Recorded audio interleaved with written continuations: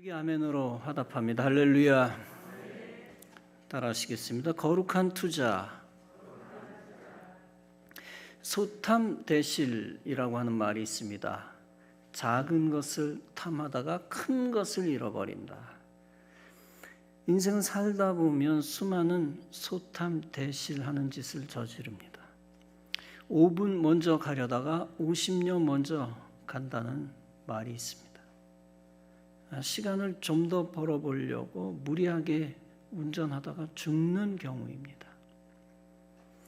돈을 조금 아껴보려다가 100배, 1000배 돈을 날리는 경우는 허다합니다. 타이어 바퀴 수명이 거의 다 된 차들이 많습니다. 그들 중 대부분은 새 것이나 중고로 교체를 합니다. 그러나 욕심 부리는 사람은 몇만 원 더 벌기 위해서 교체를 미룹니다. 그러다 타이어가 터져 교통사고로 망하는 경우도 많습니다. 고속도로 교통사고의 8%는 타이어 사고다라는 통계도 있습니다. 몇만 원 더 벌기 위해 망가진 치아를 치료하지 않는 사람이 많습니다. 치아를 방치하면 결국 치아는 다 망가집니다. 그러다 잇몸도 망가지고 잇몸 속에 뼈도 녹아내립니다. 그래서 나중에 치료하느라 수백만 원이 날아가는 경우는 허다합니다. 주택을 공사하다 보니 업자의 비양심적인 모습을 많이 봅니다. 업자는 어떻게 해서든 손해를 안 보려고 잔머리를 굴립니다. 약속한 자재보다 싼 자재를 가져다 붙입니다. 저희 집 주택 공사 과정을 두어 차례 상세하게 말씀드린 바 있습니다. 현장 여자 실장이 잔머리를 굴려 전문가를 불러다가 일시키지 않고 완전히 싸구려 비전문가를 소장으로 데려다가 썼습니다. 이 소장이 공사를 하니까 곳곳에 난리가 났습니다. 물이 새질 않나, 문이 안 닫히질 않나, 하수구를 아예 안 만들지를 않나, 심지어 벽 속에 넣어야 할 성면을 넣지도 않고 눈속이 맸습니다. 결국 이 소장이 돈을 갖고 튀기도 했습니다. 다시 새 소장을 고용해 물건을 여기저기 부수고 다시 공사를 하기도 했습니다. 결국 실장이 많은 손해를 보았습니다. 소탐대실입니다. 1년 몇 개월 전 아랑연립 할머니가 살아있을 때 교회 설계사를 우리가 고용했습니다. 그 당시 아랑 할머니는 사망할 기미가 보이지 않았습니다. 그 와중에 기적적으로 우리 집 이사할 장소를 찾았습니다. 제2성전 바로 근처입니다. 제가 설계사에게 부탁을 했습니다. 교회 설계를 맡기려고 작정을 했었는데 그 설계사에게 먼저 부탁을 했습니다. 우리 주택 설계 하나를 해주세요. 우선은 교회 설계에 관해서는 이렇게 부탁을 했었습니다. 당신은 역사에 남을 지역의 랜드마크가 될 교회 건물을 설계하시오. 단순히 요즘 유행 타는 시시한 교회 건물이 되어서는 안 됩니다. 시대를 초월해서 경외감을 불러일으킬 수 있는 교회 건물이 필요합니다. 그 전에 작은 주택 건설 하나를, 주택 설계를 하나 해주세요 라고 주택 설계를 맡겼습니다. 주택 설계를 헌신적으로 해주면 교회 건물 설계를 온전히 신뢰하고 맡길 생각이었습니다. 그러나 설계사의 실체가 드러나기 시작했습니다. 엄청난 전문가라는 핑계를 대고 2천만 원의 설계비를 챙겨 먹은 것입니다. 그런데 나중에 드러난 사실인데 정식 설계협회 명단도 없습니다. 그냥 국민일보사 등 광고를 통해 자신의 신분을 속인 것입니다. 결정적인 잘못은 설계사가 사기치는 실장과 소장과 끈끈한 관계였다는 겁니다. 저희 집을 지으면서 너무나 손해를 많이 끼쳤습니다. 결국 제가 그 설계사와의 관계를 끊어버렸습니다. 그는 몇백만 원 더 챙겨 먹으려다 수십억짜리 건물 설계를 놓친 것입니다. 이 이야기를 누가 들어도 그 설계사가 보통 머리가 나쁜 사람이 아니라고 이구동성으로 얘기를 합니다. 작은 이익에 집착해 거대한 이익을 잃어버린 자입니다. 근본의 소개를 받아 교회 컨설팅 회사를 고용했습니다. 1년 전 넘었죠. 박아무개 대표가 우리 예광교회 대변인이 되어 고용된 것입니다. 아랑 가구와의 협상을 비롯하여 앞으로 많은 민원 처리를 해야 하는 사람입니다. 그런데 근본 아랑 가구와의 협상이 있어서 일을 제대로 못했습니다. 심지어 협상 과정에서 잘못된 정보를 주어 대변인 노릇을 제대로 못했습니다. 그 사람에게 돈은 돈대로 어마어마하게 많이 나가기만 했습니다. 교회에 막대한 손해를 끼쳤습니다. 그러면서 자기 작은 이익을 조금이라도 몇백만 원이라도 더 챙기려 애썼습니다. 제가 그 사람을 잘라버렸습니다. 그 사람은 소탐대실한 것입니다. 앞으로 2년 동안 1, 2억의 돈을 벌 수 있는 기회를 날려버린 것입니다. 오히려 수고비 받지 않은 백석대 장로님, 큰 그릇 역할을 한 백석대 장로님을 비롯하여 정식 수고비 받지 않은 중개업자 등 다른 분들이 제일 큰 공헌을 했습니다. 앞으로도 이런 헌신적인 분들이 큰 일을 맡아 나가야 합니다. 구 봉천동 기독교 대한감리회 관악동 지방 충성교회가 있습니다. 이 교회는 충청도 사람들이 많이 모였다 해서 충성교회입니다. 오래전에 교회 위치가 너무 나쁘니까 교인들이 다 교회 건물을 옮기자고 했습니다. 언덕 아래쪽 좋은 건물이 저렴하게 나와 옮기기로 했습니다. 그런데 충청도 출신 장로님 한 사람만 극렬하게 반대를 한 겁니다. 이 언덕이 얼마나 좋은데 교회 돈을 쓸데없는 데 쓰느냐. 결국 그 한 분 때문에 다수의 교인들의 꿈이 좌절되었습니다.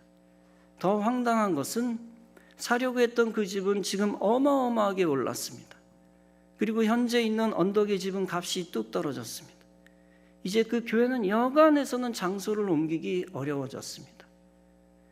리모델링 하지 않고서는 교회 구조 자체를 바꿀 수 없는 아직도 허름한 건물입니다. 한 사람의 어리석은 작은 욕심의 결과는 참혹했습니다. 그 때문에 그 교회가 풍성한 교회가 되는 길이 막힌 것입니다. 소탐 대실의 대표적 사례입니다. 요즘도 어떤 교회를 보면 30만 원, 300만 원 아끼겠다고 욕심부리다 3천만 원 손해보는 경우도 봅니다. 작은 욕심이 축복의 문을 막는 경우가 많습니다. 작은 것 아끼겠다 하면 하나님은 더 막대한 손해를 허락하십니다. 작은 욕심에 사로잡힌 작은 그릇을 하나님이 쓰실 수가 없기 때문입니다. 반대로 우리 원로 목사님의 예언자적 통찰력은 대단합니다. 20여 년 전부터 아랑연립 건물 14채, 14가구, 14주택 이 14개를 구입해 오셨습니다. 결국 원로 목사님의 뜻대로 작년 말에 14번째 가구를 다 구입했습니다. 땅값으로 따지면 100억대 이상의 가치가 있는 곳입니다. 여러분, 서울에서 요즘 어느 누가 그 넓은 땅을 그 돈 주고 살 수가 있습니까? 불가능합니다. 거룩한 투자를 하나님이 기뻐 보신 것입니다. 그래서 원로 목사님에게 통 큰 마음과 큰 믿음과 원대한 비전을 주신 것입니다. 그리고 우리 예광교회 교인들에게도 같은 마음을 주신 것입니다. 전 성도가 한 마음 한 뜻을 가졌기 때문에 하나님이 허락하신 것입니다. 거룩한 투자에 거룩한 축복의 열매를 허락해 주신 것입니다. 이제 성전 이전 건축의 절반 이상은 해결된 것입니다. 나머지 절반의 일만 남은 것입니다. 이 나머지 절반을 완성할 때 절대적으로 필요한 것이 있습니다. 축복을 차버리는 작은 마음을 버려야 한다는 것입니다. 내가 작은 거 아껴서 축복의 열매를 얻는 것이 아닙니다. 오직 하나님이 큰 것을 부어주셔서 축복의 열매를 우리가 얻은 것입니다. 큰 기도를 하는 것만큼 중요한 것이 있습니다. 영적으로 큰 손이 되어야 한다는 것입니다. 본문에 백부장이 나옵니다. 이 사람의 특징은 영적으로 큰 마음 품은 큰 손입니다. 백부장은 100명을 거느린 로마의 지휘관입니다. 백부장은 높은 보수를 받았고 로마에선 좋은 직업입니다. 가버나움에서 근무했던 백부장이 있었습니다. 그 백부장에게 사랑하는 종이 있었습니다. 그런데 그 종이 죽게 되었습니다. 예수의 소문을 듣고 백부장은 유대인의 장로 몇 사람을 예수님께 보냅니다. 장로들이 예수께 그 종을 구해달라고 청합니다. 유대인 장로들이 백부장에 대해 좋은 말을 예수님께 해줍니다. 예수여, 당신이 이 백부장에게 은혜 베풀어 주시는 것이 옳은 일이라 여깁니다. 이 백부장은 당신의 은혜를 받기에 합당하다고 우리는 생각합니다. 백부장은 이방인인데도 우리 유다 민족을 사랑합니다. 또한 우리를 위하여 회당을 지었나이다. 이렇게 좋은 말을 예수님께 해줍니다. 로마인들이 유대인과 접촉하는 것을 원래 꺼립니다. 거꾸로도 마찬가지겠죠. 그런데 이 유대 장로들이 로마 백부장을 좋게 선전합니다. 그만큼 이 백부장이 평소 유대인에게 베푼 선행이 대단했다는 것입니다. 그리고 유대 장로들이 이 백부장을 위해 예수님께 한 번만 부탁하고 사정한 게 아닙니다. 반복적으로 예수님이 응답할 때까지 사정했습니다. 이로 미뤄보건대 백부장은 참으로 신실하고 의리가 있는 사람이었습니다. 오늘날 이 나라 많은 건축업자들처럼 사기치는 일이 없었습니다. 우직했고 정직했고 잔머리 굴리지 않았습니다. 이렇게 저렇게 뭐가 유익인가 손해인가 자잘하게 지저분하게 따지지도 않았습니다. 결코 작은 그릇이 아니었습니다.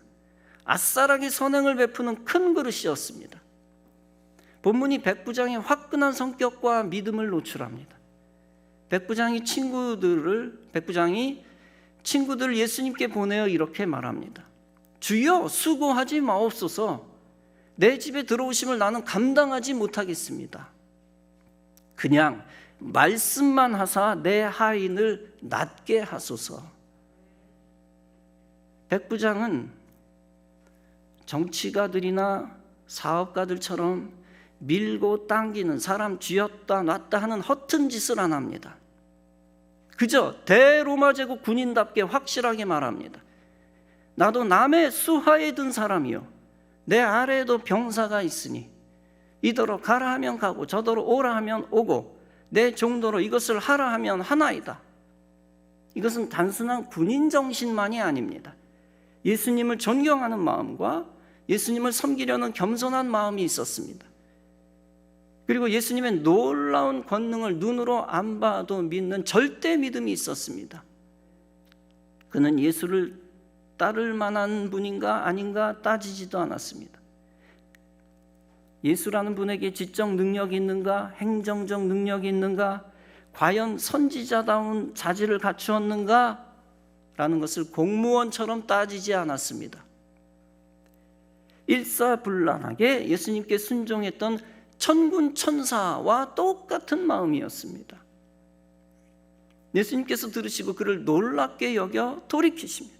그리고 다른 무리에게 말씀하십니다. 내가 너희에게 이르노니 이스라엘 중에서도 이만한 믿음은 만나보지 못하였느니라. 여러분, 결과가 어떻게 되었을까요? 보내었던 사람들이 집으로 돌아가 보매 종이 이미 나아 있었더라. 이방인 백부장이 하나님의 백성보다 위대한 믿음을 가졌던 것입니다. 이방인이 유대인보다 위대한 믿음을 가졌던 것입니다. 그런 확실한 믿음을 보여준 백부장에게 예수님도 확실한 선물을 주신 것입니다. 백부장은 단순히 선물만 받은 것이 아닙니다. 영적으로 보면 예수님으로부터 사명받고 크게 쓰임받은 것입니다. 일단 성경이 최고의 믿음의 사람이란 칭찬을 받습니다. 그 믿음이 이방 선교를 위해 도움이 되었습니다. 백부장으로 인하여 유대 중심에서 이방 중심으로 더욱 예수님의 사역이 확대됩니다.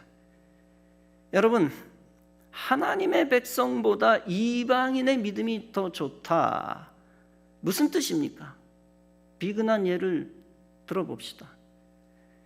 비대면 예배드리는 이 땅의 목사들보다 대면 예배드리는 평신도 믿음이 더 좋다는 얘기입니다. 대면 예배드리는 것을 벌벌 떠는 권사보다 비대면 당당하게 드리는 집사 믿음이 더 좋다는 겁니다. 영적 지도자가 교회를 살리기 위해 적진을 향해 진격을 외칩니다. 그때 반항하고 이해관계 따지는 직분자보다 우직하게 따르는 학생 청년이 낫다는 것입니다. 영시 예배 시 교우들이 제출한 기도 제목을 다 보고 기도해 주었습니다. 여러 사람이 백부장과 같은 믿음을 가지고 있음을 발견하게 됩니다. 그들의 기도 제목을 기도해 주면서 기쁨을 느끼고 소망을 갖습니다. 어떤 한 집사는 이렇게 썼습니다. 담임 목사님 영육간에 강건함을 주시옵고 많은 사역 감당하게 되어질 때에 부족함이 없이 이끌어가게 하여 주시옵소서. 담임 목사 생각을 가장 앞에서 하니 수많은 권사들보다 낫다라는 생각도 해봅니다. 또 이렇게 썼습니다. 예광교회가 우한 폐렴의 시대에 잃은 양들을 다시 찾게 하여 주소서. 저희 가정이 우한 폐렴 시대에 믿음 흔들리지 않고 더욱 주님 의지하게 하소서. 제가 초창기에 우한 폐렴 타령하다가 요즘 잘 안 쓰는데 딱 우한 폐렴이란 글씨를 보니 화들짝 놀랐습니다. 제가 초창기에 강조했던 것 그 단어입니다. 그런데 모든 교인들이나 세속인들이 다 코로나라는 단어를 쓰죠. 저도 이제 귀찮아서 코로나라고 주로 얘기를 합니다. 요즘 중국 코로나라고 제가 이름을 바꿔 부르곤 합니다. 그런데 그 아무개 집사의 우한 폐렴이라는 단어에서 느껴지는 것이 있습니다.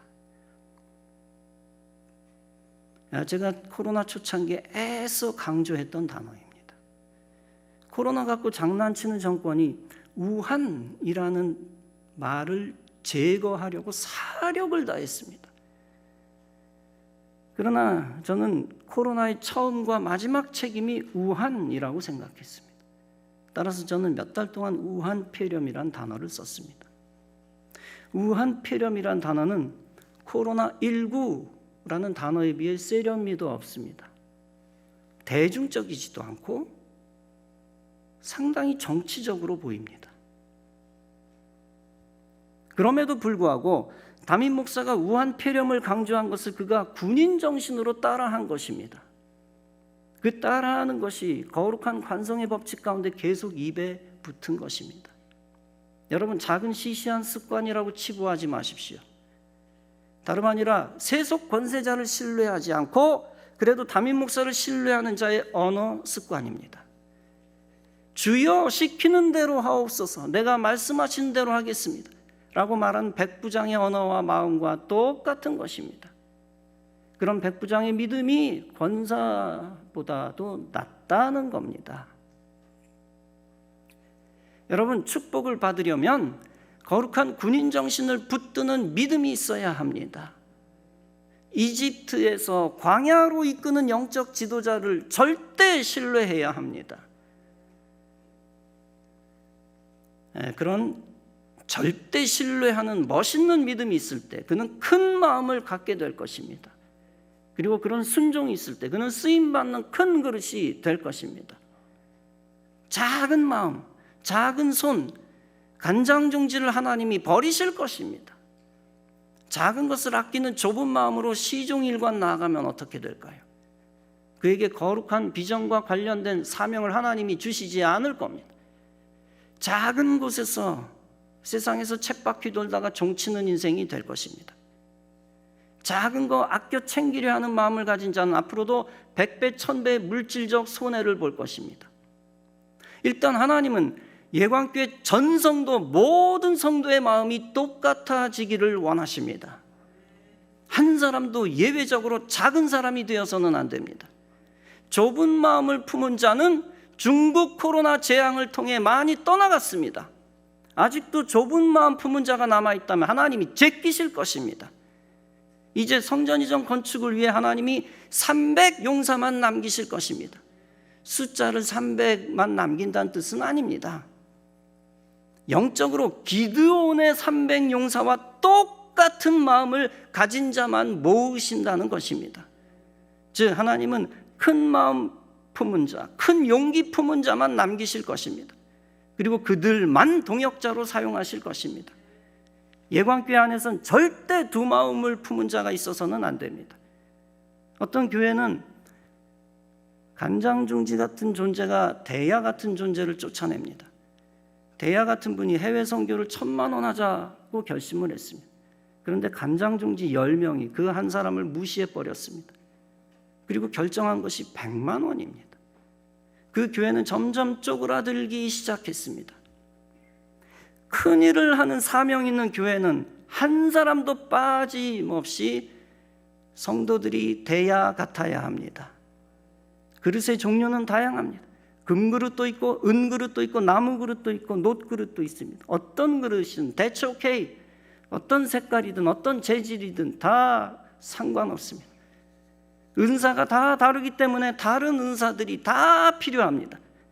그러나 하나님 나라 비전을 위해서는 작은 그릇은 필요하지 않습니다. 금그릇, 은그릇, 놋그릇, 나무그릇 다 필요합니다. 그러나 작은 그릇은 필요 없습니다. 하나님 나라는 일반 식당이 아닙니다. 일반 식당에는 솥도 있어야 하고 간장 그릇도 있어야 합니다. 그러나 성전 이전이라든지 선교라든지 하나님 나라에는 간장 그릇이 필요 없습니다. 개인 물질이든 공동의 물질이든 사사로운 이익에 집착하는 자는 필요 없습니다. 신명기 24장은 말씀합니다. 네가 밭에서 곡식을 벨 때 그 한 뭇을 밭에 잊어버렸거든. 다시 가서 취하지 말고 객과 고아와 과부를 위하여 버려두라. 그리하여 네 하나님 여호와께서 네 손으로 하는 범사의 복을 내리시리라. 하나님께서 그 백성 이스라엘에게 명령하신 것입니다. 추수할 때 곡식단을 나르다가 한 단을 빠뜨리고 올 수 있습니다. 그때 다시 돌아가서 악착같이 챙겨 가져오지 말고 내버려 두라는 것입니다. 나그네와 고아와 과부 등 가난한 사람들이 먹도록 내버려 두라는 것입니다. 그러면 하나님께서 네 손으로 하는 모든 일에 복 주시리라는 것입니다. 여러분, 비유적이면서도 실제적인 말씀입니다. 싹싹 털어서 작은 물질 챙기려 하는 자는 작은 그릇입니다. 그는 구제에도 선교에도 건축에도 필요 없는 자입니다. 상식적으로 생각하면 흘리는 것 같은 것은 낭비입니다. 바보 같은 행동입니다. 그러나 그 낭비는 거룩한 낭비입니다. 가난한 사람들을 위한 것이면서 하나님의 의를 위한 것입니다. 과소비의 반대말은 절약이나 구두쇠가 아닙니다. 과소비의 반대말은 절약이 아니다. 과소비의 반대말은 구두쇠가 아니다. 과소비의 반대말은 거룩한 소비입니다. 우리는 소탐대실의 경험을 많이 합니다. 작은 것에 욕심을 부리다가 큰 것을 한꺼번에 잃은 경험을 많이 합니다. 그래서 악한 인간의 두려움과 소심함이 하나님의 교훈을 무시합니다. 또 반복적인 손해를 보면서 일생 계속 삽니다. 소탐대실하며 일생 삽니다. 이 악순환의 고리를 끊지 않으면 전진할 수도 없고 기도 응답도 되지 않습니다.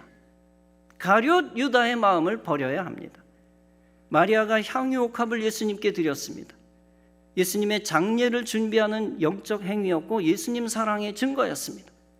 예수님은 그 여자가 영원히 칭찬받게 하셨습니다. 반대로 가룟 유다는 마리아의 행위를 비난했습니다.